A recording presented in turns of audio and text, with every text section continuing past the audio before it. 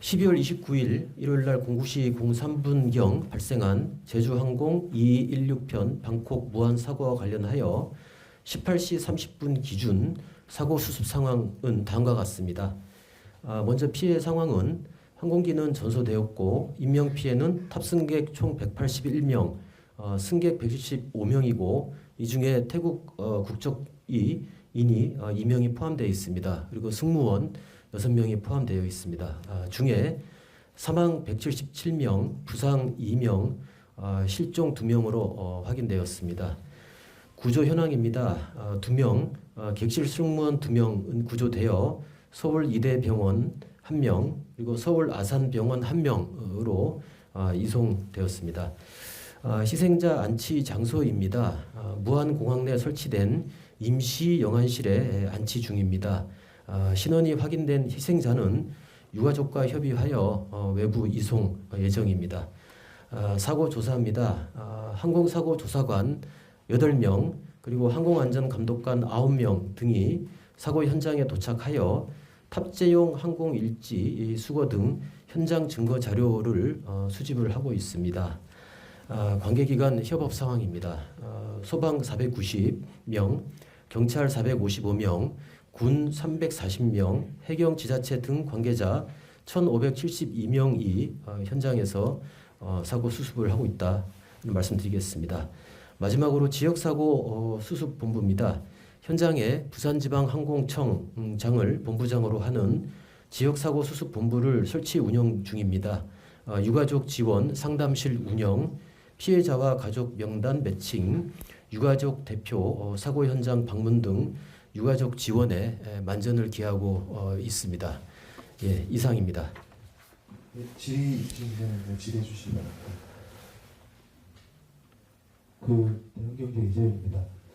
앞으로 국토부가 하게 될 조사 절차에 대한 부분을 좀 구체적으로 좀 설명을 해주시기 부탁드립니다.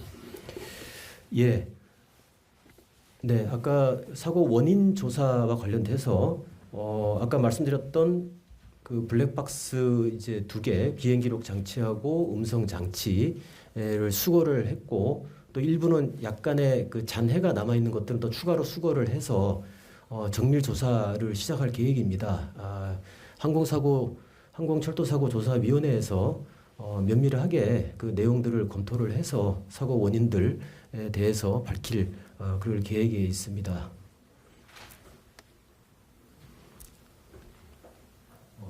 연합뉴스 임성원입니다. 네, 그럼 오늘 이제 날이 이제 많이 어두워졌는데요. 혹시 이제 시간 제한이나 이런 조사를 이어가는 시간이 몇 시까지인지 좀 궁금하고요. 현장에서 그러면 기체를 바로 그곳에 조사를 하는 것인지 아니면 다른 곳으로 옮겨서 하게 되는지 그런 절차가 궁금합니다.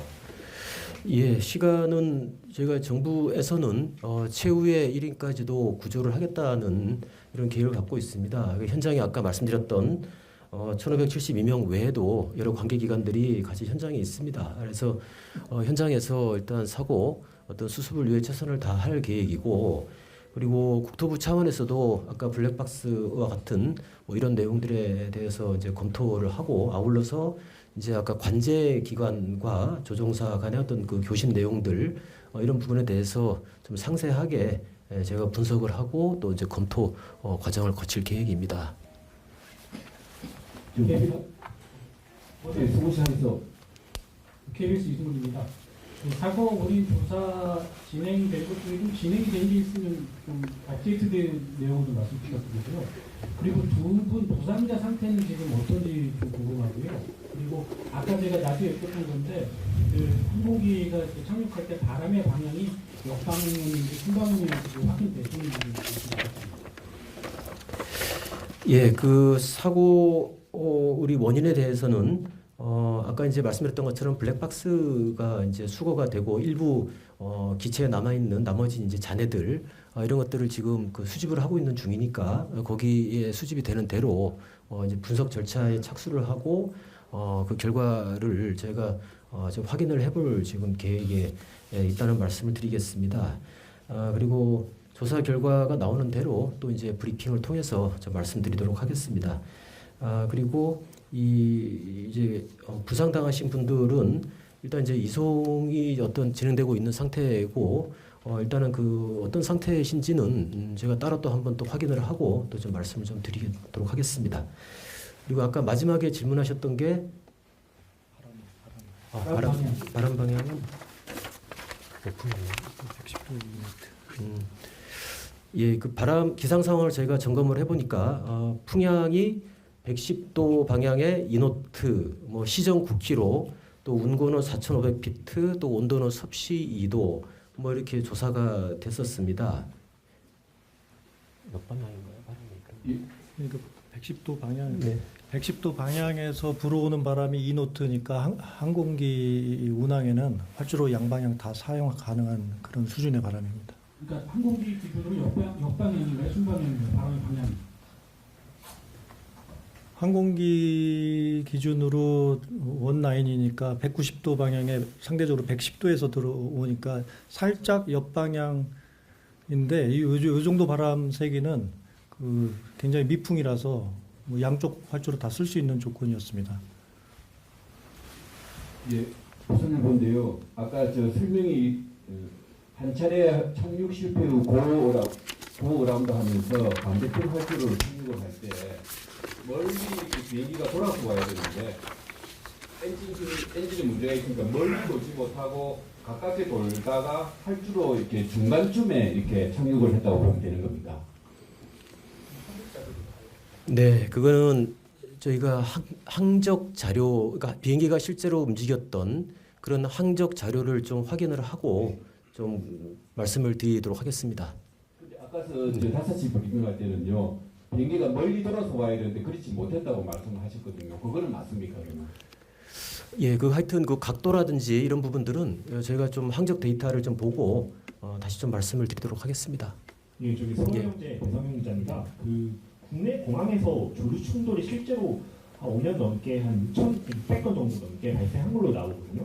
네, 통상적인 그동안의 이 조류 충돌과 이번 사건이 좀 성격이 어떻게 다른지 같은지 이런 게 좀 궁금하고요. 실제로 동체 착륙 사례가 그동안 최근에 좀 있었는지 이런 게 좀 궁금합니다. 그리고 마지막으로 이 사고 영상을 보면은 이 동체 착륙을 하고 나서는까지는 사실 괜찮았는데 이후에 이제 구조부가 부딪히고 나서 정말 이게 충격이 이렇게 크게 나타났거든요. 그래서 사실상 외벽이 충격을 완화하지 못했다는 게 지금 현재로 봐서는 좀 전반적인 그 뭐라고 할까요? 설명이 맞아 떨어질 것 같은데 외벽 자체에 대해서 이게 사고 충격을 완화를 제대로 못했다. 이 부분은 맞다 이렇게 볼 수 있는 건지 궁금합니다. 그 조류 충돌 사례는 아까 말씀하신 대로 뭐 각 공항에서 이제 조류 충돌을 그 피하기 위한 여러 가지 예방 활동도 하고 뭐 그럼에도 불구하고 일부 이렇게 조류가 이렇게 어떤 조우가 되는 뭐 이런 상황은 있습니다. 근데 우리가 항공기 사고와 관련돼서는 이 조류 충돌과 관련돼서 우리가 큰 사고가 발생하고 뭐 이랬던 사례는 지금 저희가 갖고 있지를 않습니다. 근데 아까 말씀드렸던 것처럼 이번 사고의 원인이 조류 충돌 사고인지 뭐 다른 또 원인이었는지 또 복합적인 원인이었는지는 저희가 좀 조사를 추가적으로 진행을 하고 그 과정에서 좀 밝혀질 거라고 말씀을 드리겠습니다. 그리고 동체 착륙 그 상황은 혹시 특별히 되시나요? 우리 국적기의 경우 최근에는 없었고요. 90년대 초에 한번 대구공항에서 동체 착륙한 사례는 거의 있었습니다. 근데 최근에는 없고요. 예. 사고 항공기가 8시 30분 도착 예정이었던 걸로 알고 있는데요. 그 지금 현재 착륙 허가를 받은 게 8시 54분 나오는데 평소보다 좀 운항이 지연된 상황이라고 이해를 하면 되는 건가요? 일단은 국제선의 경우에 그러니까 도착 예정 시간보다 뭐 다소 늦게 도착할 수도 있고 좀 빨리 도착할 수도 있고 그렇습니다. 근데 그것도 한번 저희가 그 직전에 어떻게 흐름이 있었는지 그것도 한번 좀 살펴볼 계획입니다. 그래서 좀 여쭤보는 게 8시 57분쯤에 이제 그 버드 스트라이크 이제 주의보가 나왔는데도 불구하고 착륙을 시도한 게 좀 약간 버드 스트라이크 예보에도 불구하고 착륙 강행해서 혹시 사고가 발생한 거 아닐까 이런 생각도 드는데 혹시 그런 건 아닐까요? 제가 그건 조사를 하고 말씀드리겠습니다. 예.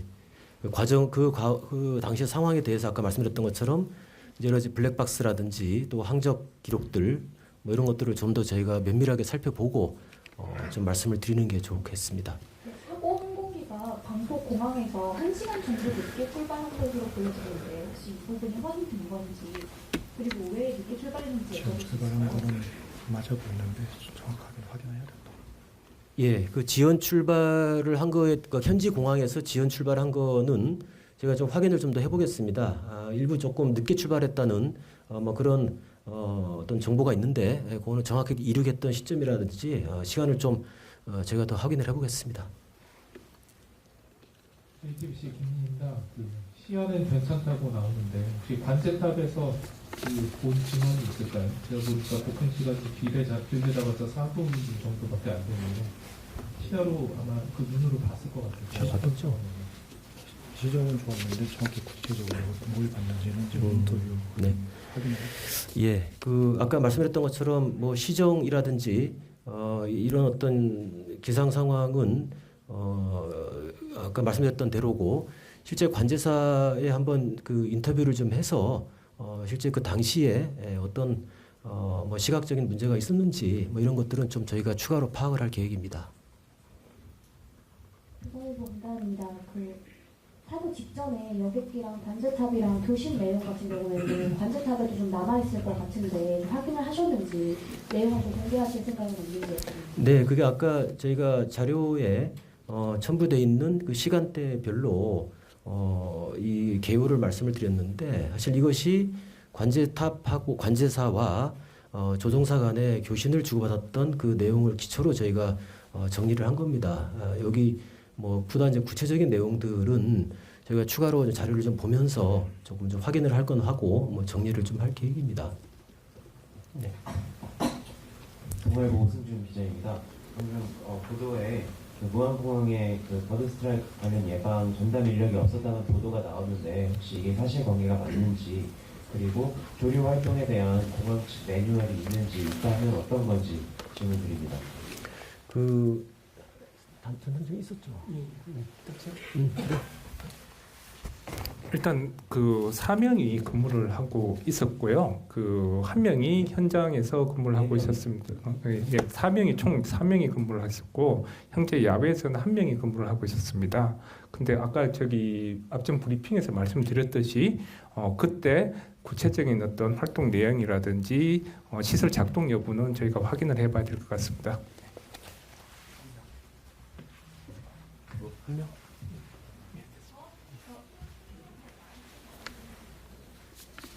잘 못 들었습니다. 저기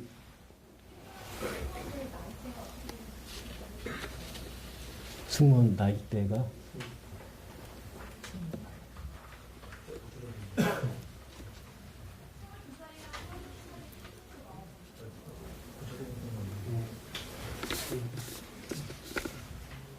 네, 저희가 좀 구조된 그 승무원들 연령은 제가 좀 확인을 바로 좀 하고 좀 말씀 다시 드리도록 하겠습니다.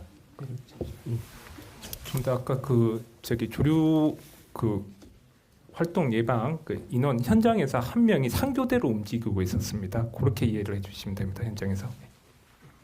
동아일보 이승주입니다. 그 보도에 나온 거에 전략 환경 영향평가 보고서에 이 조류 위험성이 있다라는 게 국토부에 알려졌다 이렇게 지금 보도가 나왔는데요. 이거에 대해서 들은 바 있으신지 그리고 그 우려가에 대해서 어떻게 생각하는지가 하나 궁금하고요. 또 하나는 이번 피해 규모나 인원 면에서 역대 국내에서 난 사고로 역대 최악의 상황 맞는지 이거 확인 좀 부탁드립니다. 예, 그 전략 환경 영향 평가 보고서 내용을 제가 좀 확인을 세부적으로 할 것입니다. 근데 이제 조류 충돌 위험이 있다고 뭐 이제 그런 어떤 보고서 내용이 있었고 거기에 대해서 조류 충돌 활동을 예방하기 위한 여러 가지 노력들 그런 노력들이 각 공항에서 사실은 그 김포나 인천이나 각 공항에서 그 거의 유사하게 활동들을 하고 있습니다. 그래서 아마 전략 환경 평가 보고서에서 그런 지적이 제기됐고 거기에 대해서 보완 대책을 또 강구를 하고 그런 보완 대책이 강구된 걸 가지고 또 이제 실제로 공항 운영할 때 또 이제 활동을 하고 뭐 이렇게 절차가 진행됐다고 보시면 되겠습니다. MBN 이혁근 기자입니다. 현장에 있는 항공사고 조사관들이 오늘 어떤 조사를 좀 진행을 했는지 구체적으로 내용을 좀 부탁드리고요. 혹시 관제사 등에 대해서 인터뷰 등의 방식으로 조사가 진행된 부분이 있는지 궁금합니다. 좀 이따 나중에. 하지가 않고요. 언제 말씀하시죠?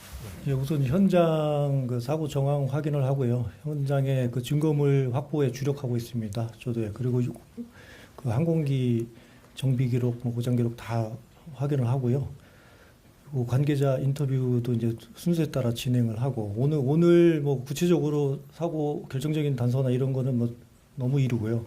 그리고 이제 FDR하고 CVR 비행 기록 장치하고 음성 기록 장치를 온전하게 회수하는 게 가장 중요하고 그게 온전한지 이제 분석실에 가서 또 확인도 해봐야 됩니다. 그리고 아까 그 사상자 규모 그 가장 큰 규모냐고 말씀 주셨는데 83년도에 칼 007 그 피격 사고 있었지 않습니까? 그때도 269명 정확한 건 좀 확인을 해야 되는데 그랬고 그 테러 사고 말고는 97년도에 대한항공 괌 사고 그리고 국내에서요. 국내에서는 예, 지금 가장 큰 규모로 이렇게 생각이 드는데 그것도 정확한 기록을 확인해서 알려드리겠습니다. 그 메이데이 선언할 때 항공기 상태에 대한 따로 보고는 없었나요? 또 보도라든지 이런 거를 홍보하도록 지침이 돼 있는 걸로 알고 있는데요. 메이데이를 이제 선언한 시점과 그 위치가 좀 궁금합니다. 거기 위치가 어떻게 나와 있어요? 네, 워낙 그 짧은 시간이었기 때문에 거기 뭐 원활하게 교신을 주고받고 그렇지는 않은 것으로 알고 있습니다. 뭐 정확한 거는 FDR 자료 또 음성 기록 이런 것들 확인해야 하게 될 것 같고요. 그러면 메이데이가 들어온 이후에 공항에서는 사고 대응 조치를 어떤 거를 진행했었나요? 그 통상적으로 메이데이 선언하면 관제탑에서 그 조종사에게 가장 우선권을 줍니다. 그래서 조종사 요구 사항에 맞춰서 활주로 착륙하고 그 공항에 필요한 조치들 준비를 하고 그렇습니다. 화재를 막기 위한 소방차라든지 아니면 뭐 응급차라든지 그거는 평상시에 늘 준비가 돼 있고요. 규정상 그 항공기 사고가 나면은 뭐 가깝게는 2분, 3분 정도 이렇게 긴급 출동하는 체제가 평상시에 이렇게 구축돼 있습니다. 이번 사고에서도 그건 다 이행이 됐나요? 그럴 것으로 판단이 되고 뭐 정확한 자료들은 다 조사해서 이제 확인할 거고요.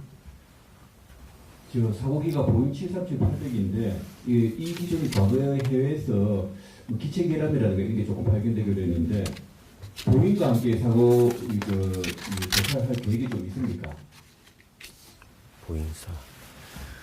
사고기 고장 기록에 대해서는 지금 정확한 내용 같지는 않고요. 저희도 이제 파악을 하고 있는데 최근 고장 기록을 이제 확인하고 있는데 아직까지는 정확한 내용 이제 확인은 안 됐고 당연히 이건 제조사가 미국이기 때문에 사고 조사 국제 규정에 따라서 미국 당국하고 제조사가 참여할 예정입니다. 그럼 보험사에서 전문가들이 국내 입국에서 같이 조사에 참여하게 됩니까? 예, 통상적으로 그렇게 합동 조사를 하게 돼 있습니다. 예, 후속 상황에 대해서는 보잉사하고 또 추가적으로 필요한 어떤 협의 절차를 밟아야 될 것으로 보고 있습니다. 공채 착륙을 하게 될 경우에 그 폰이라든지 화재가 발생하는 것을 예방하는 조치를 한다고 하는데 이번 사고는 그걸 하기 너무 급박한 상황이었는지 여쭤보고 싶습니다. 그러니까 예방을 다시 죄송합니다. 잘 못 들었습니다. 그 겹치. 한쪽에 깔아가지고 잘 미끄러지게 해줍니다. 이번에 그걸 했냐? 하게 됐어요. 너무 짧아서 급박한 상황이라 그렇게 할 시간이 없어요. 예, 그 말씀하신 그런 조치들이 이제 현장에서 이루어졌는지도 저희가 좀 시간대별로 좀 확인을 좀 해봐야 될 것 같은데 일단은 지금 굉장히 짧은 시간에 이 사고가 발생을 하다 보니까 아마 그런 조치가 아마 확실하게 이루어졌는지 그거는 상당히 좀 이루어지지 않았다고 보여야 되죠. 예. 그건 상황에 따라서 이제 현장에서 조치를 하는데요. 갑자기 급박스럽게 일어나는 경우는 일단 메이데이 선언한 항공기한테 원하는 게 뭔지 긴박하게 지원해 주는 게 우선 급한 임무이기 때문에 통상적이지는 않습니다. 그건 나중에 정확히 또 조사를 해봐야 되고요.